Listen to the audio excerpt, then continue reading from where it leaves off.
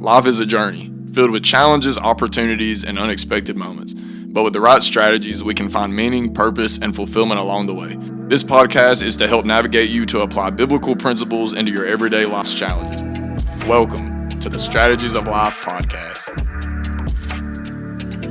Welcome back to Strategies of Life podcast. Thank you for joining us today. And today I am accompanied and have a guest today with Brother Marlon Bizzell, a great friend of mine. I'm honored to have a conversation with you, honored to call you friend. Thank you for joining us and being a part of the podcast today. I'm glad to be here today, Brother Cody, and I appreciate you asking me to come.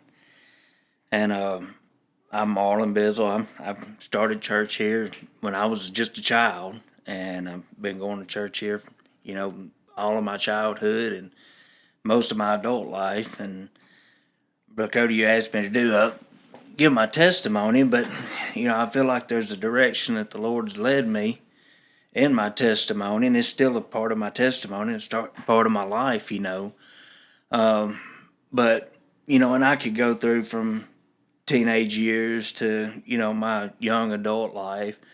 But I think the biggest thing that I feel led to talk about tonight was where the Lord started a journey for me, and when He opened my eyes to really start seeing my life and seeing the things that are focusing more on my life. And that journey started actually in 2006. And in 2006 was the year that I lost my older brother. I looked up to my older brother. He was a business owner, and he was a very wise, very smart business owner. And although, he wasn't in church with us, he still had a lot of very good advice that he shared with me and that he instilled in me. But in the year 2006, I lost him to a massive stroke. And then a lot of the things that he started, I tried to pick up and carry on. And I realized from 2006 until about 2013 and 14 that my health was getting in a lot of the shape that his was in, and I was starting to pattern things after him. And I had habits that I didn't need in my life, habits I knew that didn't need to be there. And during that time, my health was declining drastically, and I was starting to see a lot of the patterns and a lot of the traits that he had. I was picking them up.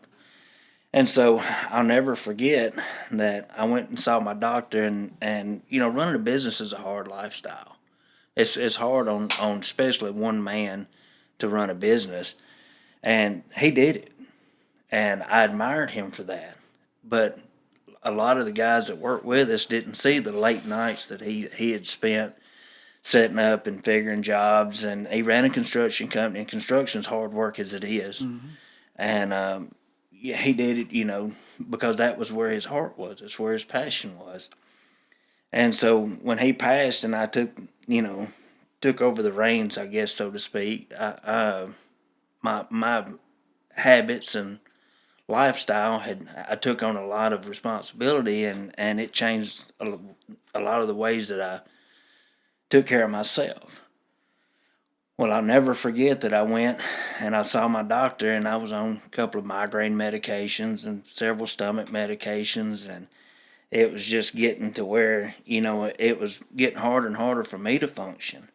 And I'll never forget my doctor looking at me and telling me, he was a friend of mine. He knew me and knew my family, and he said, if you keep on with this lifestyle, you're going to be just like your brother.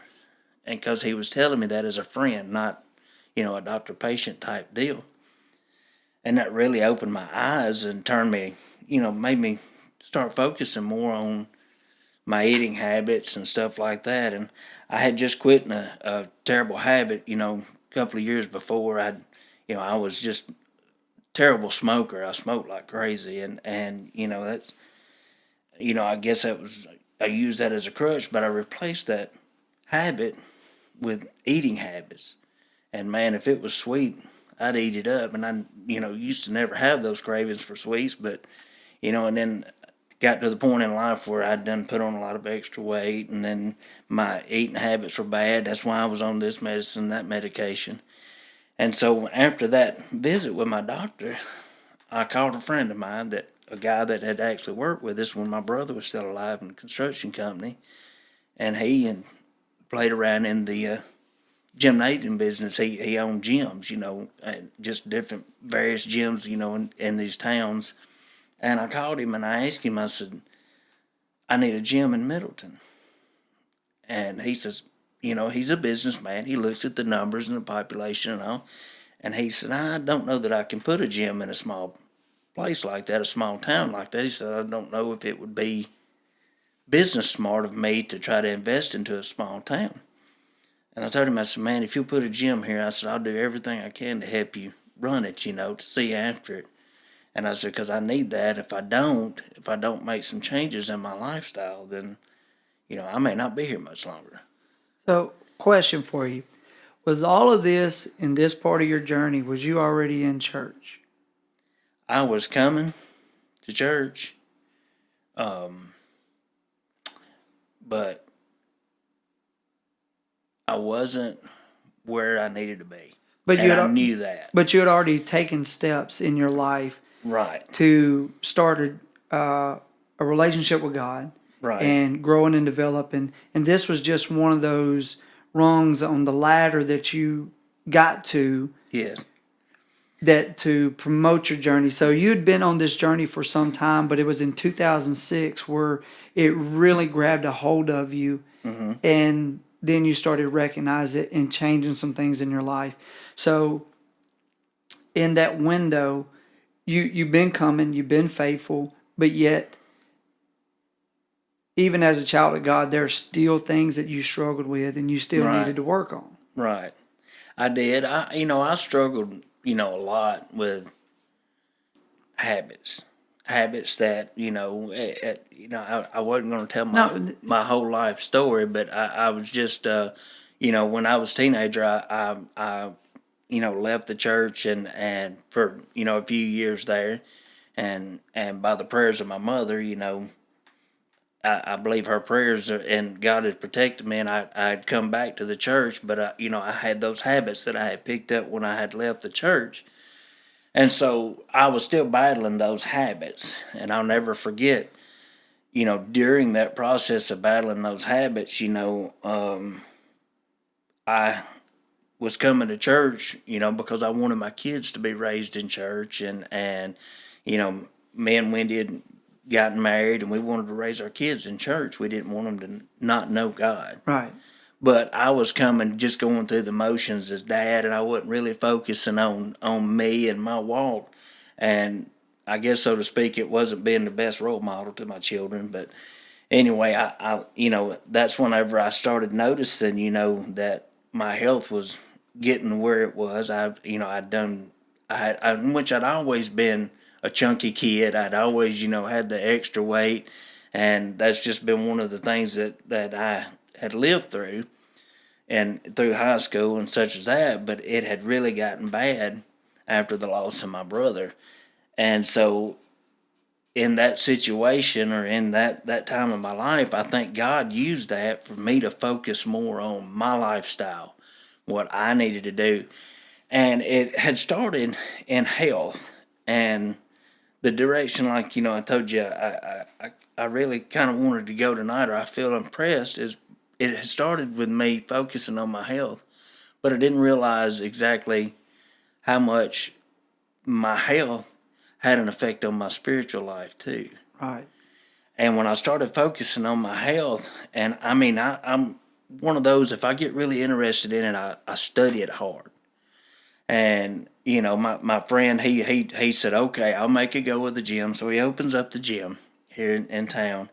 And, I'm in there, and I'm just going at it. I'm just going as hard as I can. And I'm researching, and I'm watching YouTube videos, and I'm studying this nutritional fact and it just opens up a whole new world to you.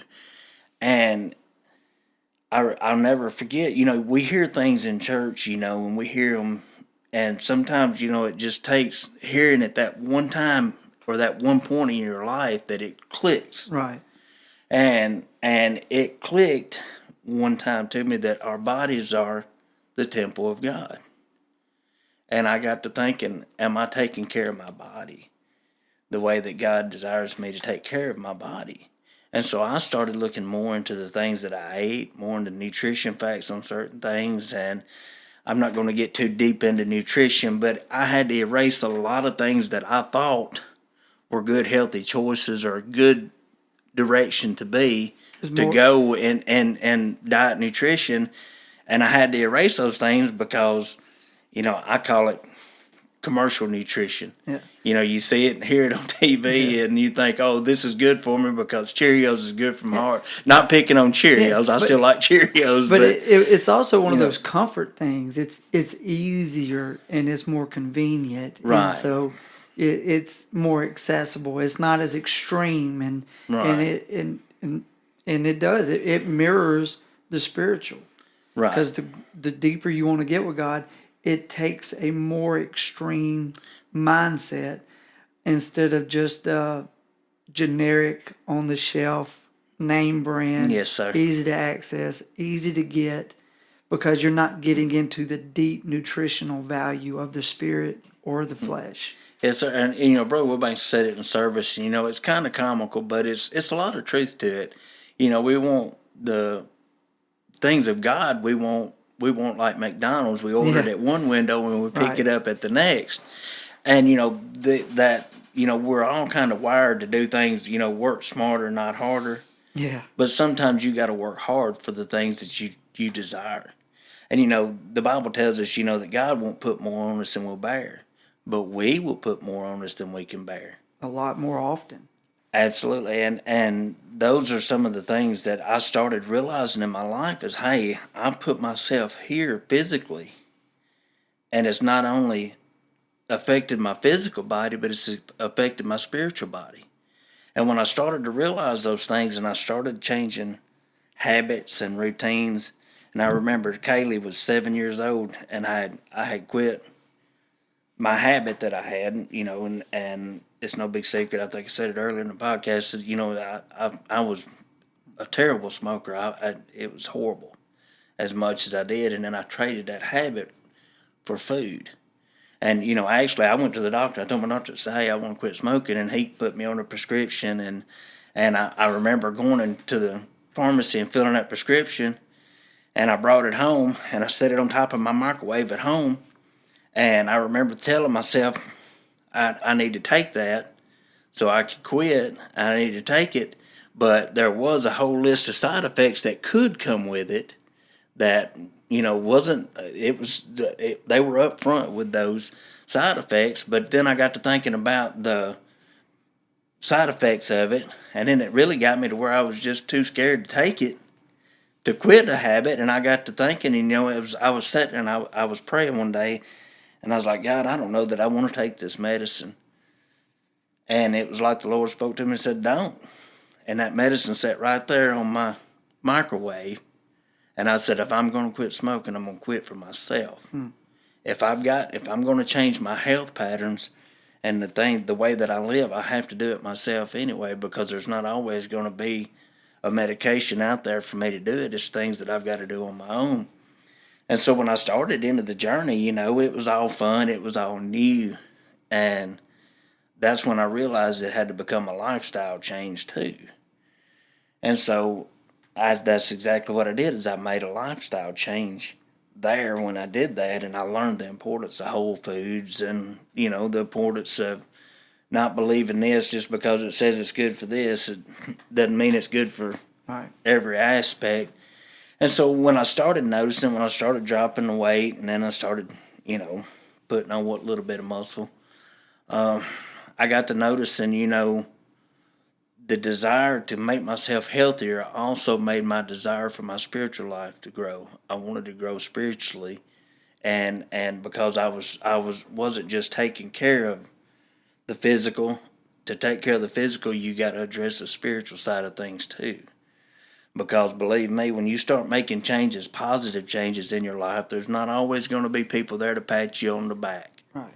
There are going to be more people that are going to do it comically, but they don't realize the effect that they have on you when they say those things to you as a joke to them, but you take it to heart because you're so hyper focused on where you want to be and the goal that you have, and they kind of leave a little scratch or a little scar there for you, but you just got to overlook those things and keep moving forward, and that's where God had me in my life at the time. And then I noticed that it didn't stop there. I was like, God, I was thinking about this one day. I was on my way to work, and I was thinking, God, thank you for helping me in this journey. And not only did He help me in this journey, I see it in my kids today. My daughter-in-law gets up early in the morning. Now, I'm not a morning person at all, but she gets up early in the morning and she goes to the gym. That's just something that's in her.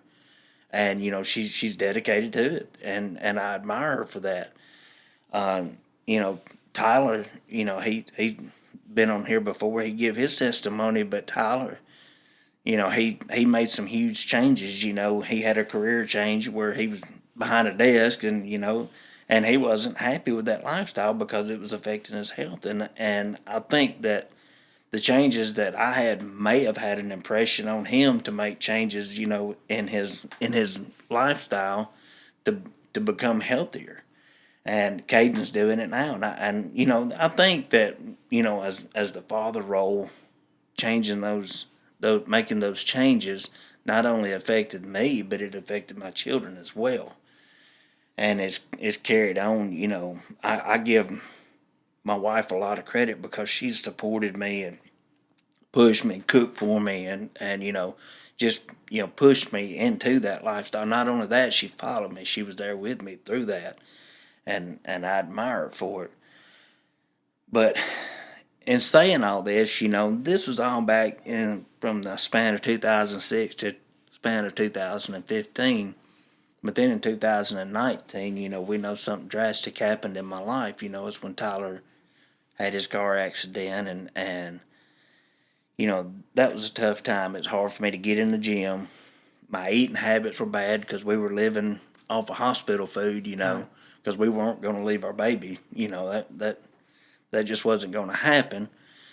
And so we fell off the boat, I guess, so to speak, and we had to, our focus was on him, getting him back, where he needed to be and getting him back rehabilitated and back on his feet.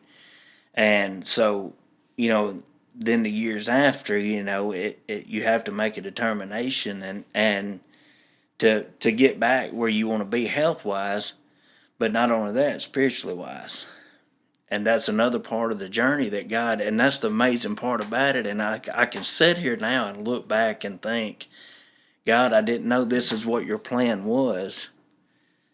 And would I want to go through it again? No, I wouldn't want to go through it again. But where you brought me from, man, I have to give him all the honor and the glory because of the things that we've been through and the blessings and all the different little impressions that we've, that have been made. We didn't make that, but that God had made through us on other people. Right. In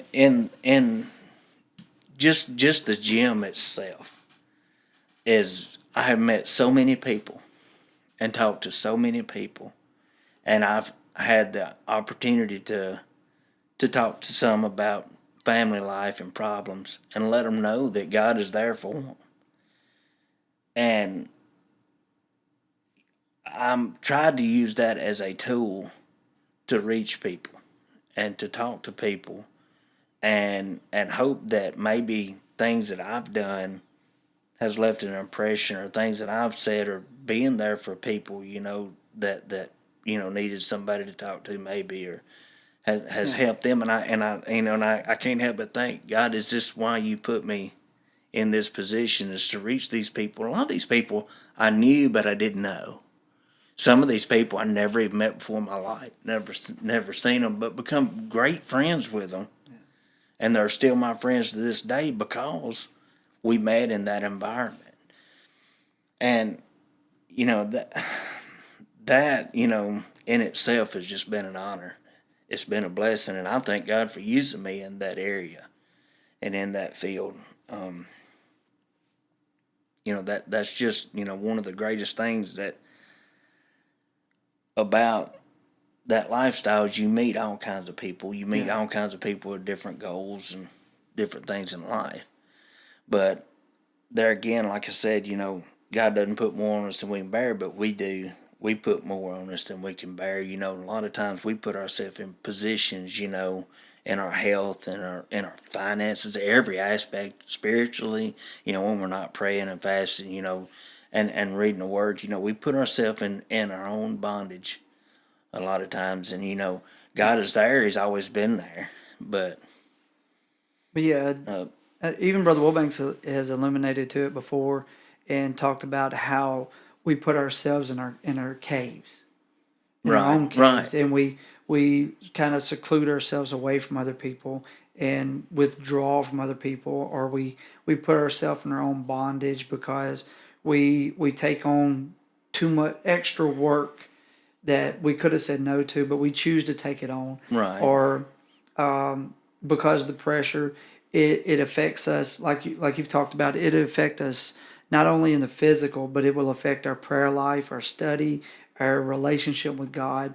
It will affect your relationships with your wife. It can affect your relationship with your children, and taking on, or not even just taking it on, but life itself sometimes brings its own burdens. Like you was talking about in 2019 when you was facing that with Tyler, that it brought it on its own burdens, but because you've established your witness in the gym, because you've established your friendships in the gym, you also had additional support from your church family and from those people outside that has witnessed your faith.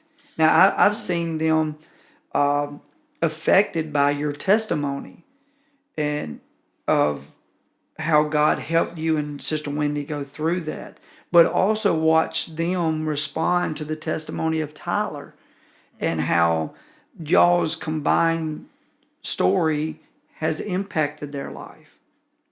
And then not only it inspired them to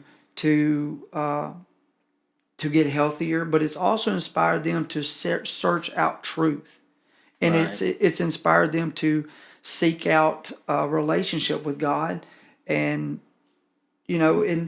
and me getting to witness that, knowing that impact and knowing that influence, that just because you're going through it and because the weight might be heavy, don't give up right now. Right. Because other people are watching you, and you're going to influence other people when you salvage the relationship with your spouse, or salvage the relationship with your child, or get back to God.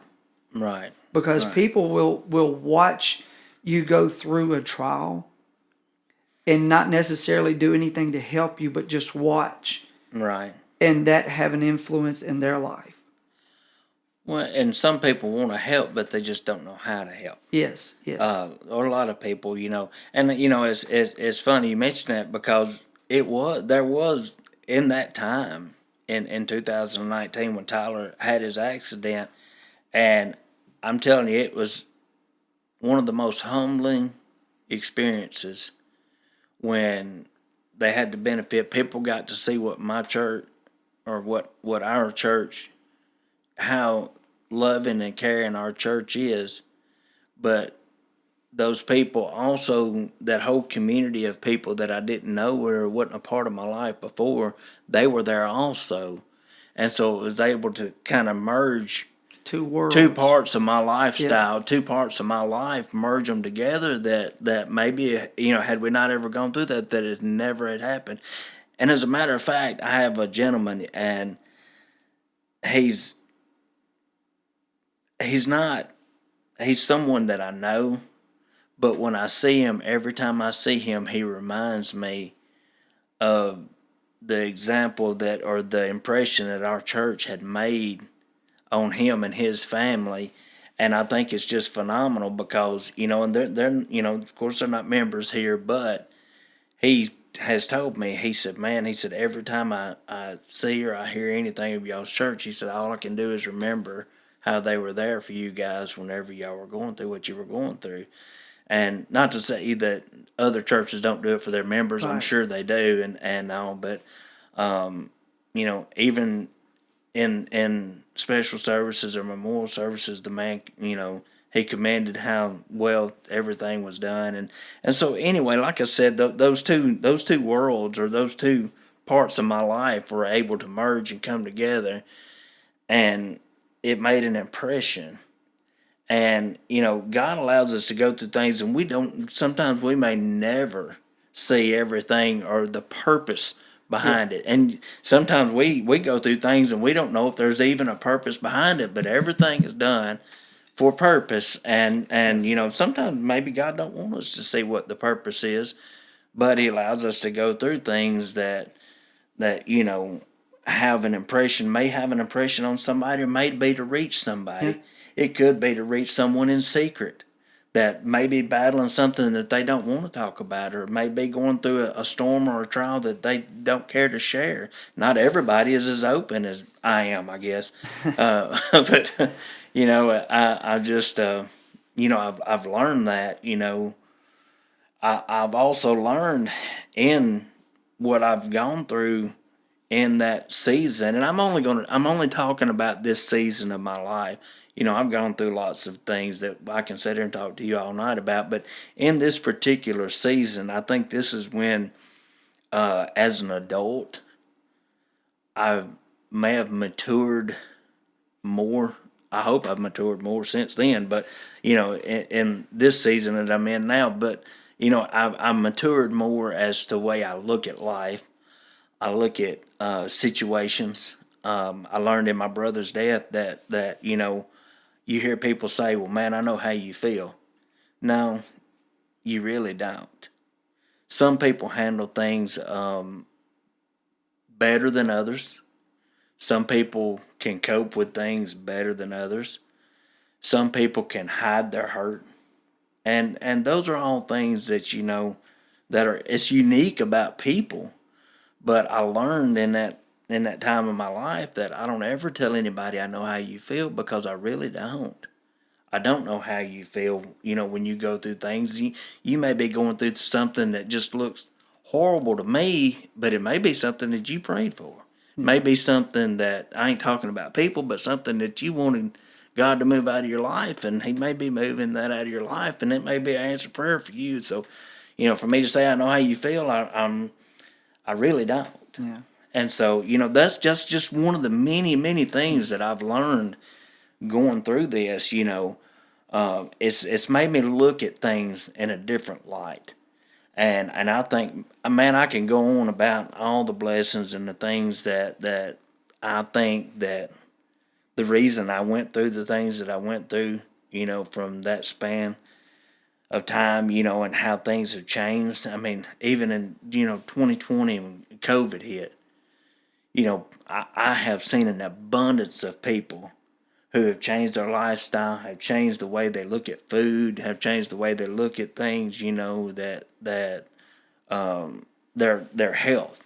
And, we just knew that during COVID, I mean, there was just going to be this big influx of people hitting the gym, they're trying to get healthy because, trying to keep from getting sick. And, I remember when you coughed in public, everybody stopped and started covering their nose and looking at you like you were, like you were just carrying You had the plague. Yeah, the plague. That's the word I was looking for. Is the plague. Is this the one that's going to kill us all? But right, and anyway, I just remember those times, and a lot of people did. They got serious about their health, and the more you dig and the more you get into it, you actually learn a lot about health and nutrition and stuff that it may have been taught in school, but I wasn't smart enough to sit back and pay attention and keep notes. We're not going to talk about that time. Right. Was it the struggle listening part, or, or the focusing part? I wouldn't want you to go back and talk to any of my teachers today. I'll just put it that way. But those are things that may have been taught, but I just wasn't listening. So But that being said, anything can be used, I guess, as a crutch. And I guess what I'm trying to say is I was using food as a crutch then. I was using one habit to replace another. And when I got to learning, and I embarked on the journey of fitness, and it's something that I'm still passionate about. I just don't talk about it as much, but I'm still passionate about it. I love it. There's nothing like going in the gym late at night and just you're there and you have a workout, and I like to listen to motivational stuff. Pastors even mentioned he likes to listen to motivational stuff when he's there. But you get in there at 10, 11 o'clock at night and you put some preaching on and you start working out. Next thing you know, it's 12, 1 o'clock and you spent the evening in there. You may worked out the first hour, but you just sat there and listened to a service or it's just time that I call it my meditation time. It's my escape from life. I can go to the gym, I can go in there and sit down and work out. And there's been times where I've walked in there and I've sat down and somebody come in and I sat there for an hour and a half and just talked to them. They may be going through something or just to get stuff off their shoulders, and there's been times where I've went in there and I've talked to guys, that I know are going through similar things that I may have been going through at the time, and talked to them and kind of encourage one another. And it even goes back to the thing that you alluded to earlier, is we don't know why we go through some of the things that we go through. Right. Even as children of God, sometimes we go through things to be an effective witness for those that don't know God. That's so true. Because some of the things that you've endured, some of the things that you've encountered as a child of God, it wasn't necessarily easy, but as a child of God, you was able to sustain the weight or the burden. Right. Because you knew that He's your peace, He was your comforter, that He is your strength. And other people in the world, they watched you, Brother Marlon. I don't know how you and Sister Wendy endured that. I don't know how y'all made it through that. But it's because they seen the church surround you. And it wasn't necessarily the church that they seen, but they seen the love of God. Right. That the church has for its community, for its people. And so they see that, and so you going through that, it witnessed to others. And you sitting down at the bench and sitting down and talking to people about things that they're going through, and you can, not necessarily, like you said, not knowing how they feel, but you can relate. Right. And because you was able to relate, but you're also able to witness to them and say, well, the only way that I made it through this was by the grace of God. I've even heard you share it and tell it to people before. The reason we made it through this, yada, yada, is because I had a praying mother. Or because I have a pastor that watches out for us and he give us warning or give us advice. Or it was because God put us in a place that loves us enough that they helped us.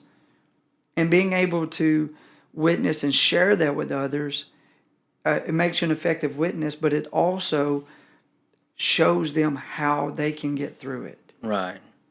Well, and as a matter of fact, that actually come up today. Actually, I was in Memphis and I was in town with the lady we worked for. We were in town. We were getting some things, and we got to talking about angels visiting you in the hospital, and Tyler's testimony that's Tyler's testimony about the accident he went through in 2019, and I'm not going to take.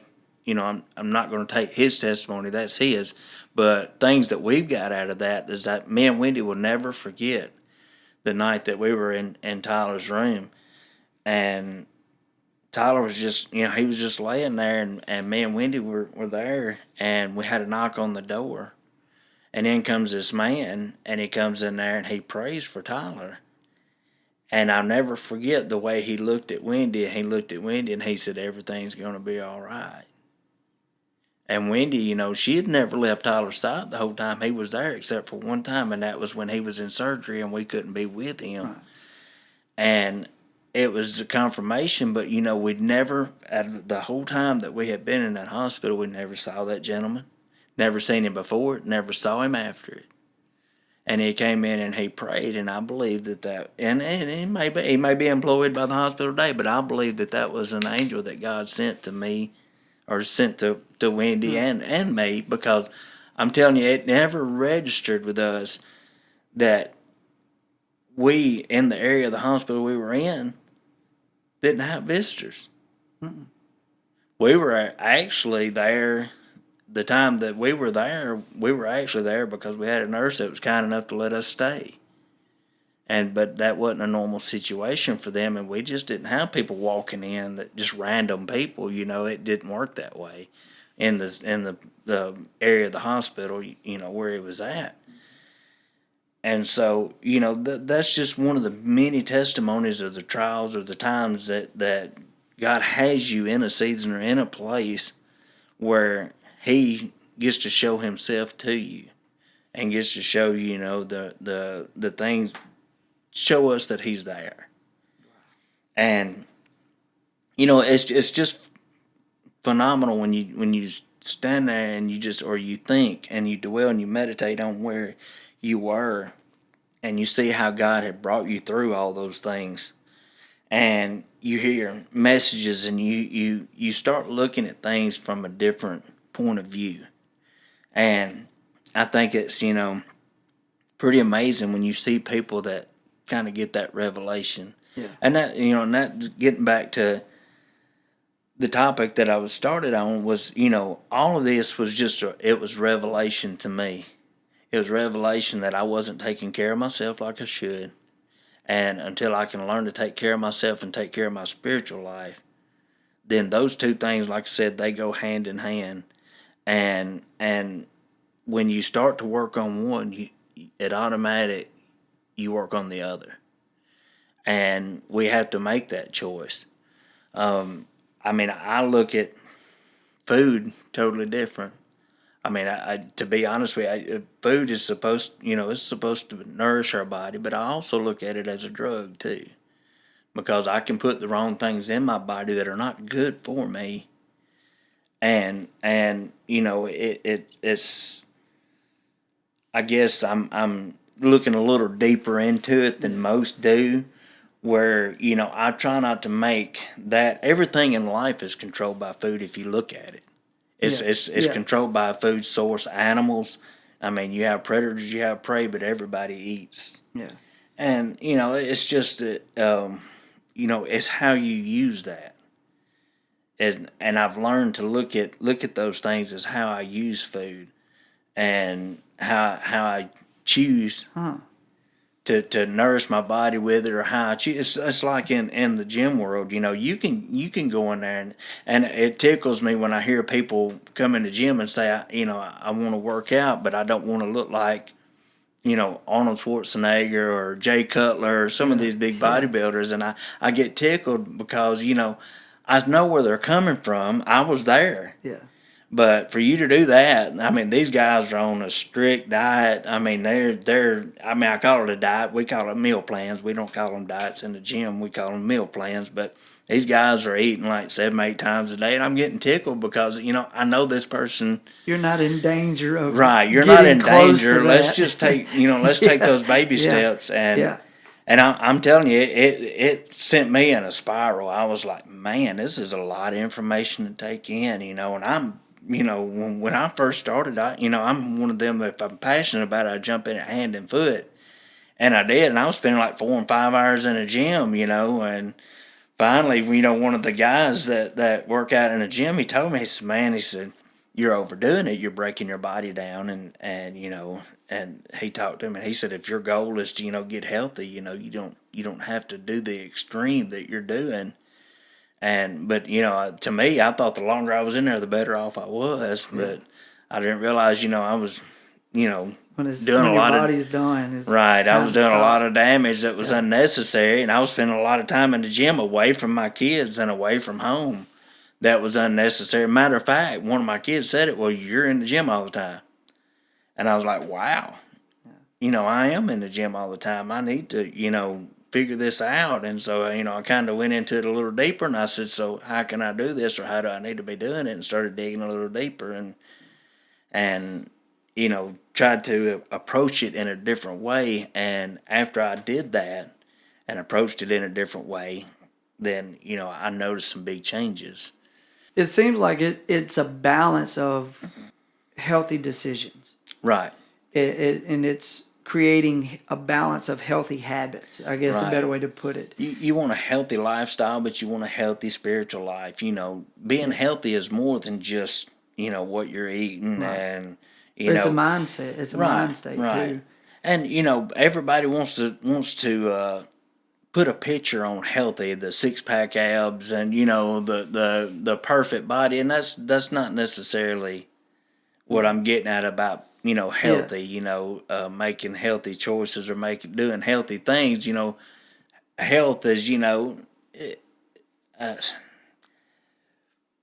more or less, so to speak, pay more attention, be more aware of what we're doing, putting in our life spiritually, putting in our life physically, putting in our bodies. Yeah. Because we are God's temple. We're supposed to take care of this body. I believe that we can do things that can, help our life while we're here. Like I said, me and the lady I work for, we've had this conversation more than once. We do things on a daily basis that affect our health. Yeah. And we can make changes that will affect them for the good, or we can make changes or we can do things that affect them for the bad. And it's all about how we want to choose to live our life.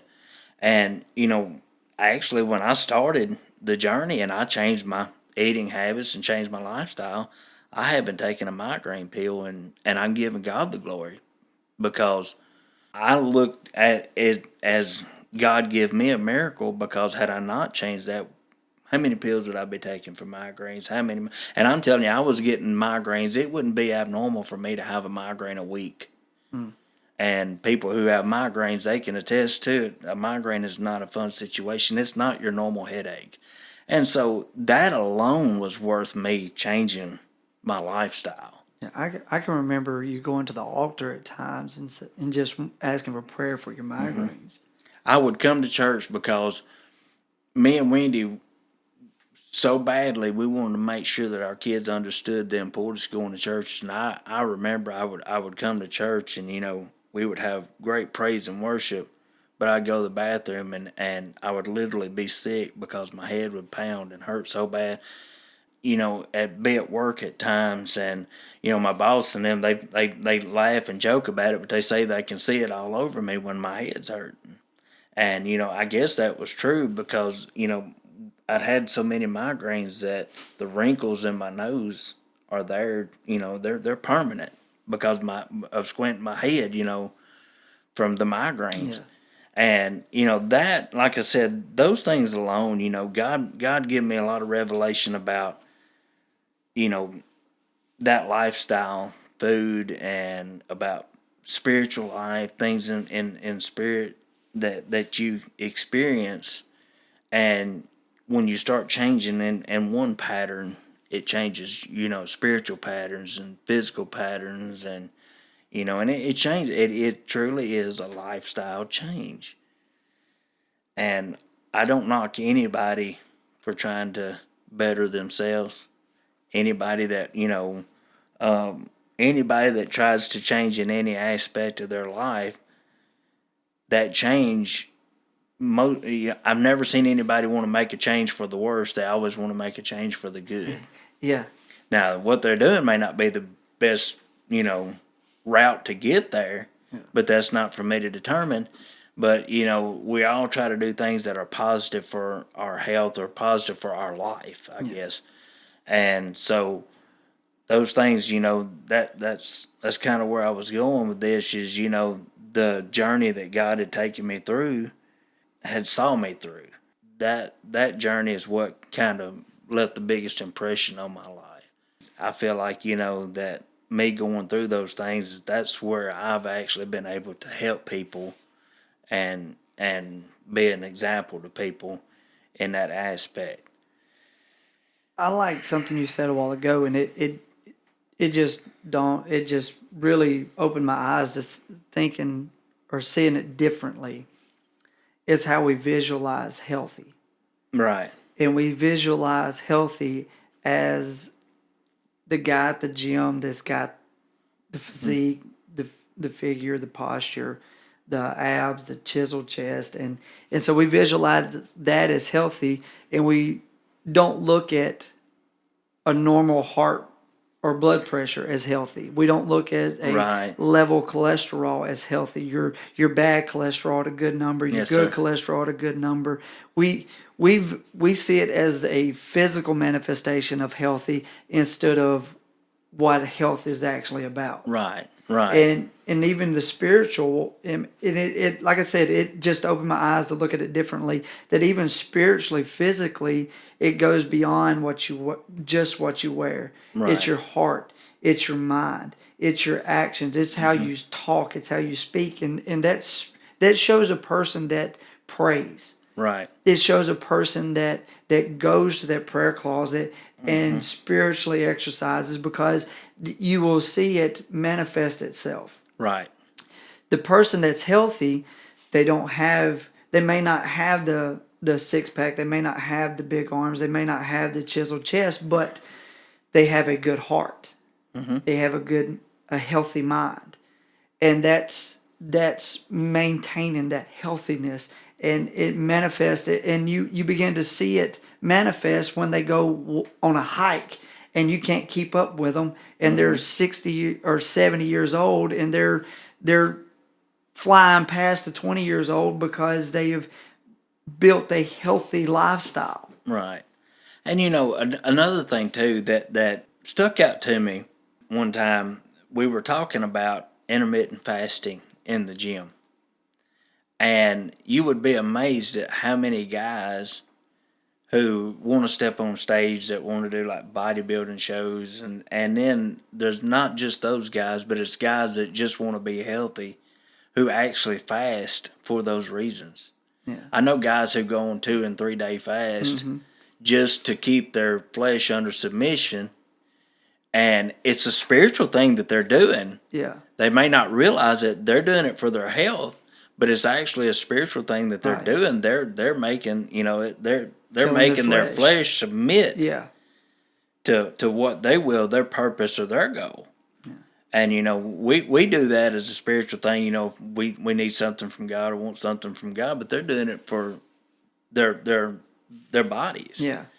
And so you see a lot of that lifestyle, and that's another way too that I see how the physical body and the spiritual body come together. Yeah. And whenever you're working on one, it always transpires into another. Now, it's I want to be healthier spiritually than physically, or I want to be healthy physically. Don't get me wrong, but I want to be healthier spiritually. Yeah. And so, all those things, and as a matter of fact, it's actually talked about in the Bible. There's a diet plan in the Bible if you want to choose to go by it. Even the Daniel fast, and there's different ways or different avenues to get there. And it's like you said, it's the funniest thing is I see guys, and I know guys that guys that come in the gym, or guys I work out with, and even guys that don't know that I'm watching them or paying attention to them, that are just healthy as can be, but they're people want to put that picture as healthy as the guy with the jacked up muscles and the big arms, and and that's not always the case, and that's not always healthy. Right, absolutely, you're right. It defines the avenue of how they got there, but but people, everybody wants to put a label on it, Right. and it's not always a label to put on it. We can be healthy and not look like the trainer or Right. the marathon runner. But now I give it to those guys. Those guys are committed. Yeah, Those guys that is a tough lifestyle, and I give it to them, and I'm happy for them, but not everybody has that goal.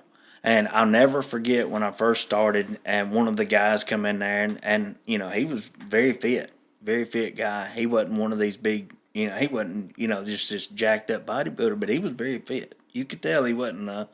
He was a veteran to the gym.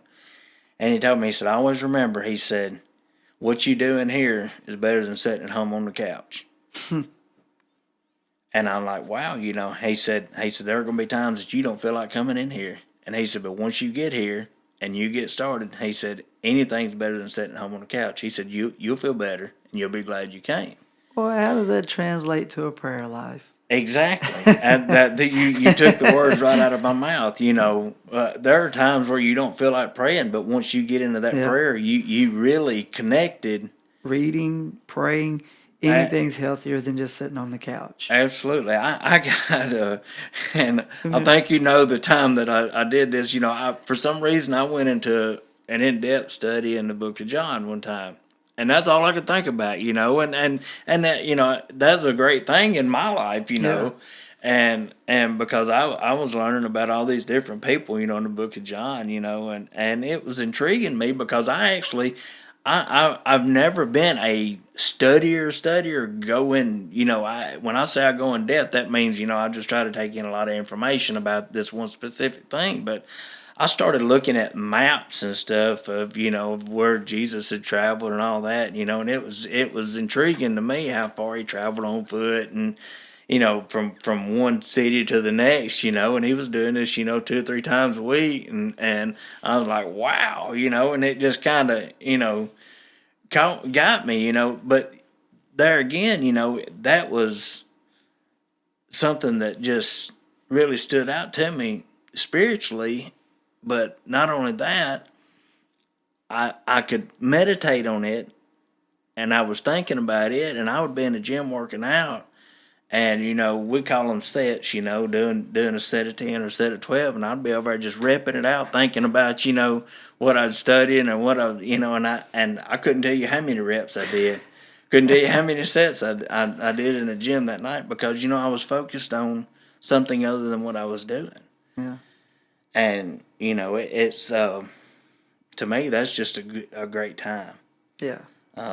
But yeah, like you said, in our prayer life and it's just getting started and doing it. And, and Brother David, man, I'm telling you last night, in his message, he said, if, don't fall, but if you do, get back up. Yeah. And, in this lifestyle, or in the lifestyle of your health or in your spiritual life, if you fall, that's your only option is to get back up. If you stay down, there's always that opportunity you may not come back up. So you have to get up, you have to push forward, and there's going to be times, in life where it's your choice, your decision to get up and move forward, and no one can do that for you.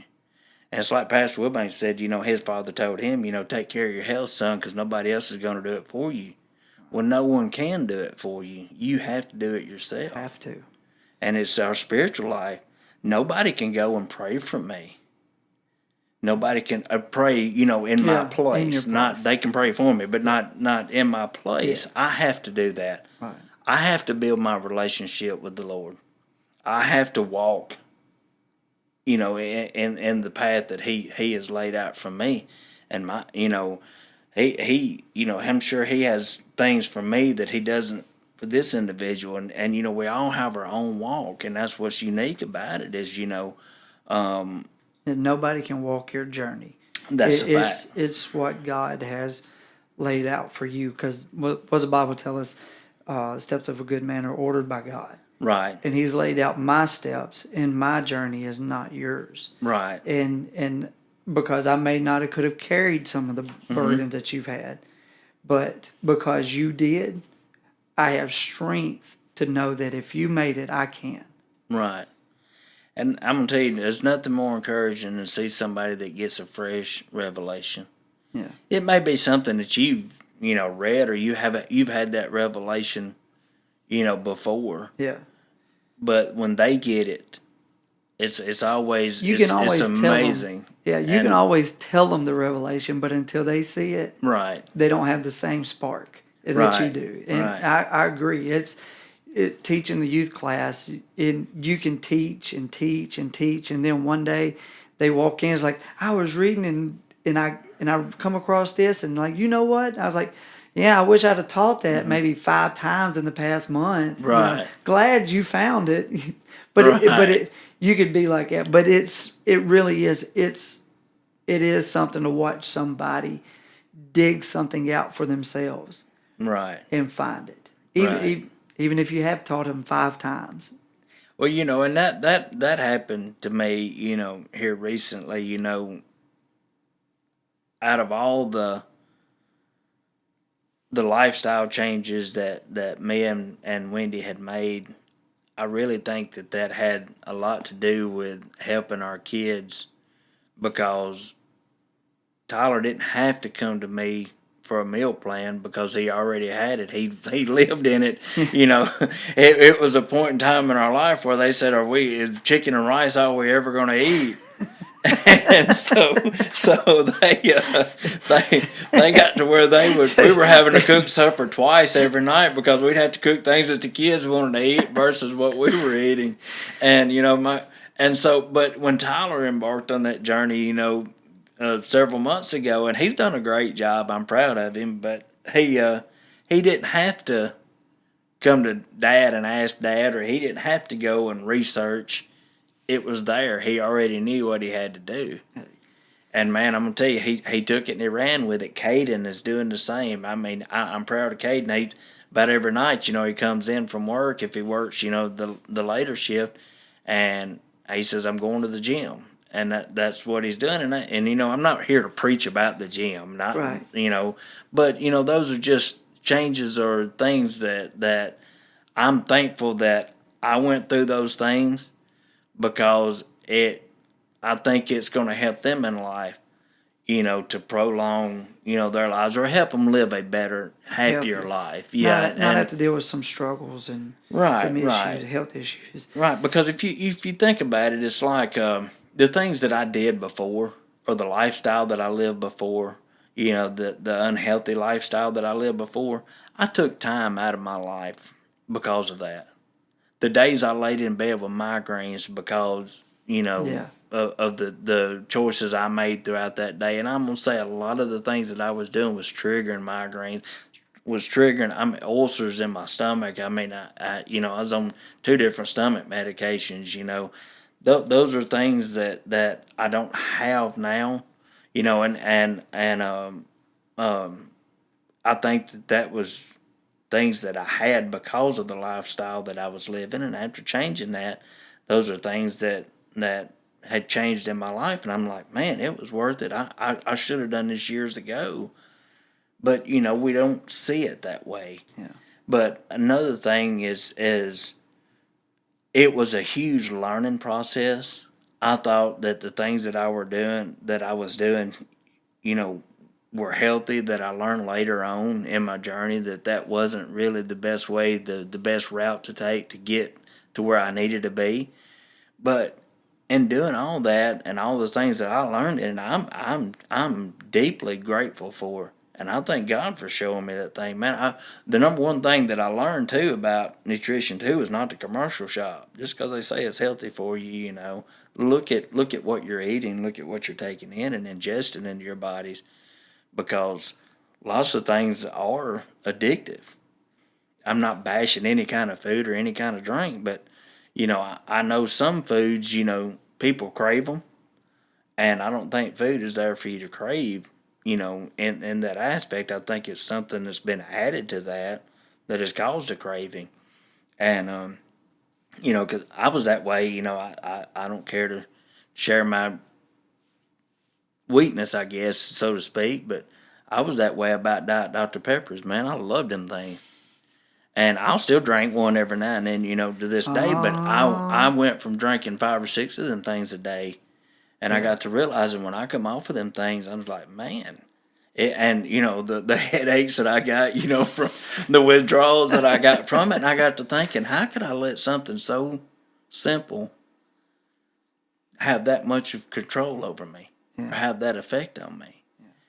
And and it made me more aware of things that not just things that I'm taking into my body, but things that I see, or things that just patterns and routines. We're all creatures of habit, but and those patterns and routines, if we don't stop and look at them from the outside and look in on them, those can take a great it can grip our life, and we do things out of habit that we don't even realize that we're doing.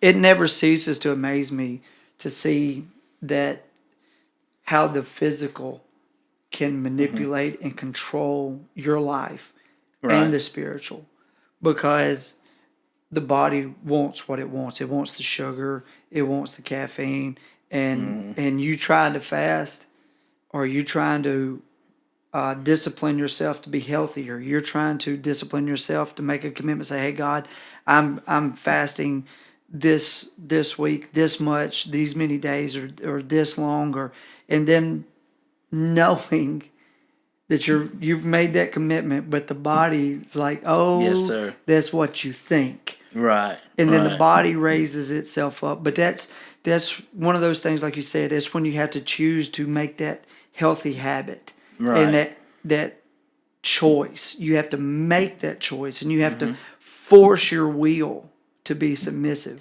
to the Spirit, because the body is going to want what it wants, and it's going to twist you, manipulate you mentally, physically, until you give into it or you break it. I remember, and you probably remember, but when the church as a whole went on the Daniel fast. Yeah.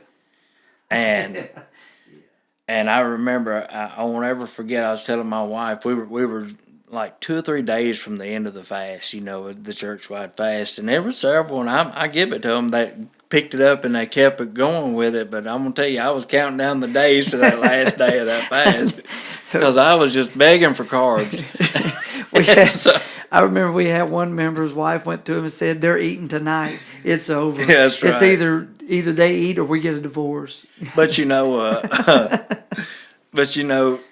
that time, all of those things that I had fasted from, or that we didn't have during the Daniel fast. And I'm telling you, man, we were searching out every avenue that we could. Can we have this? Can we have that? And I mean, and when you look it up online, one says, well, you can have this in the Daniel fast, but and then another one says, no, you can't. And so anyway, we tried to stay to it as strict as we could. But I remember telling Wendy, I said, when we come off this fast, I said, I'm going to get me a ribeye and the biggest baked potato they have, and I'm fixing to have a meal. But when I come off the fast, I realized that didn't even satisfy me. Huh.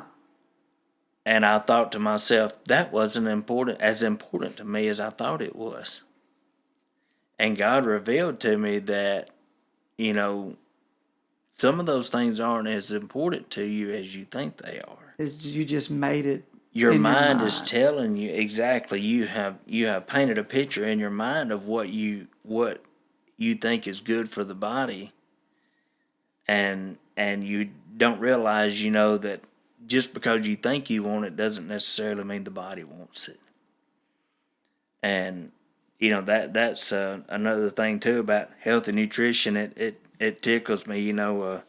I'm not going to go too deep into it, because everybody is, when you get into that side of the health and nutrition world, everybody's got their own opinion. But it tickles me when I hear people say, well, man, I ate this much and I ate that much. And, it's great that they're eating this many grams of protein and all. Counting the calories. But yes, and they're counting the calories and all. And that's a great thing. And there's so many different avenues that you can take to get to where you want to be in that lifestyle.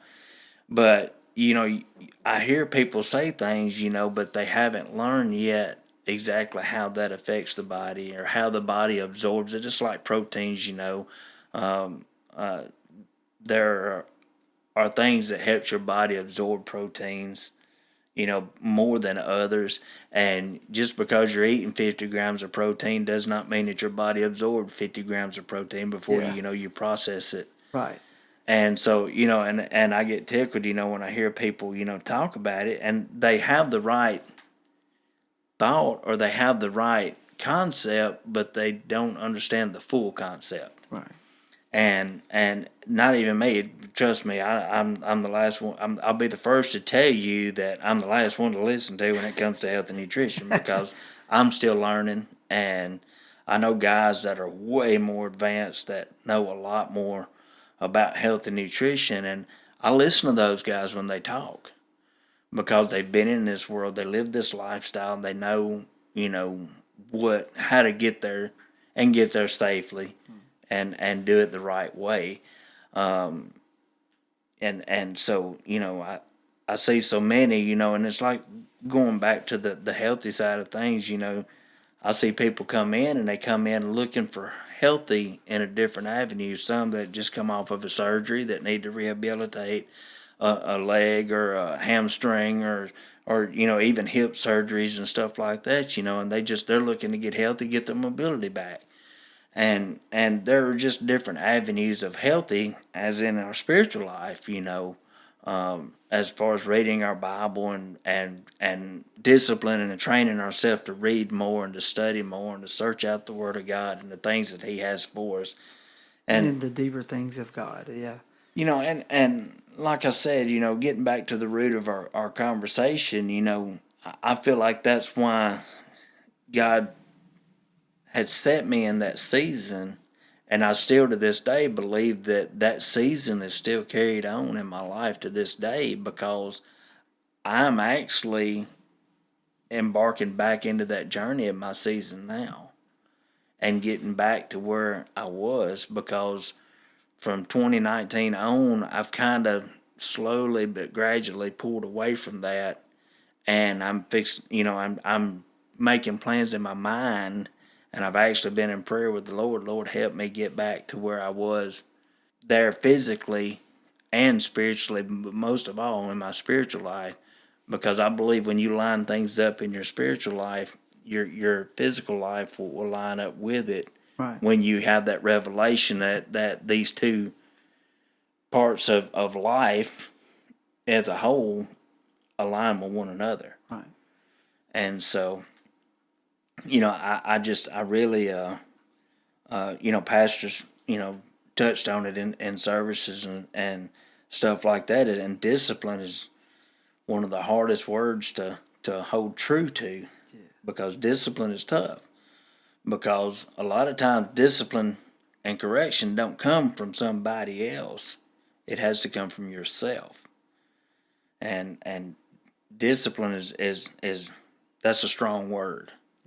Very strong word. And some people have it naturally. They can discipline themselves to do and do as they want. I have a friend in the gym, I work out with him a lot. And this guy, I mean, he takes it hand and foot. I mean, he's whenever he decides he's going to do something, he just goes completely over the top with it, and he can do that. And he's got the strongest mind, but also when you get to talking to him, he's got a strong spiritual life. He's got a strong prayer life, and he's because we've had conversation on top of conversation, and it blows my mind some of the stuff that when we talk, you can tell, hey, this guy, he's got a relationship, and so it that's why I feel like he can do the things that he does in the physical realm because he's doing it in the spiritual realm. Now we may not see eye to eye on ways that we think or believe or thoughts that we have, but still, he's got that relationship. He's researching and studying it out himself. Well, I appreciate your time and your story and the journey that you shared with us. But come to a close, let me ask you one quick question. What's some advice that you would give to someone wanting to start the journey, or someone that has started the journey but don't see the growth yet? The number one thing is ignore the criticism and accept your own criticism. You if you fall, like Brother David said, get back up. And we all fall. We all, like I said earlier, there were things that I thought I was doing so right that I was doing so wrong. And it's a lifestyle change, in both aspects, physically and spiritually. It's a lifestyle change. Right. It's committing yourself. I rarely watch TV now. That's just something to me that's just a perfect waste of my time. I'm not preaching against TV or talking against TV, Right. but to me, TV is just a waste of my time. I like to, research different things, and try to search things out. But I guess my greatest piece of advice is if you fall, get back up and start over. There's no better time to start than the present. And don't tell yourself, well, I'm going to start tomorrow. Don't start tomorrow. Start today. If you're going to do it and you're going to have a lifestyle change, start it today. It's no wait until tomorrow, because we're not promised tomorrow. And if you want that opportunity to start something new and to start fresh, start it right then, because tomorrow you may not have that opportunity. So that's my strongest piece of advice, and it's I'll keep going back to this because it really stuck with me, that anything you do is better than sitting on the couch. That's exactly what. That's in prayer, studying, gym life, and just and don't start out too big. Yeah. Do something that you can accomplish, and build and grow from there, and because that's one thing that I see a lot, is people try to start out too big. They set too big a goal, and when they don't reach that goal, it discourages them. So when they don't see the growth, don't get discouraged. That's right. And that's in every aspect. I mean, I prayed for things and prayed for things and prayed for things that, I'm like, God, why? What's going on here? But I wasn't ready for that. It wasn't the season for it yet. Right. And it's just, and in the physical life, I worked out, first started working out, and I was ready for the 6-pack abs 2 weeks later, but I spent 30 years of my life putting on the 225 to 250 pounds that I put on, and the lifestyle that I had. So, but it all takes time, and I tell people when they come in the gym and they're trying to just lose a few extra pounds, the number one, very first thing I tell them, throw your scale away. Throw your scale away and make it a habit, make it a routine. Then bring your scale into the picture and see your progress. But until you make it a habit or a routine, don't focus on, because that's your number one discourager. It's going to discourage you if you don't get where you think you should be when You think you should be there. Right. And if you don't focus on those things, and you focus on me and the changes in me, and I mean that's spiritually too. Don't focus on a clock when you're praying. Don't focus on, well, I'm going to give God 5 minutes of my time and pray for 5 minutes this evening. Just go in prayer as your time. And it's just about everything that we do, we start out gradually. I mean, I wasn't born this way. Right. We all start somewhere and we grow from that. It's our decision as to where we grow and how we grow. Thank you so much for your time. Man. Thank you for taking the time out to come and share this with us. But one of those things, yet again, that really stands out, get anybody listening, always remember, anything is better than sitting on the couch. Right. Take a small step in the direction you want to go. If it's growing spiritually, get off the couch, turn off the TV, turn on some praise and worship music. That's a place to start. Find a place, take a knee, say a prayer to the extent of your knowledge, Amen. and then grow from there. But yet again, Brother Marlon, thank you so much for your time. Thank you for having me. Really enjoyed it. And guys, thank y'all for tuning in. Thank you for listening. Until next time, live the blessed life. See you.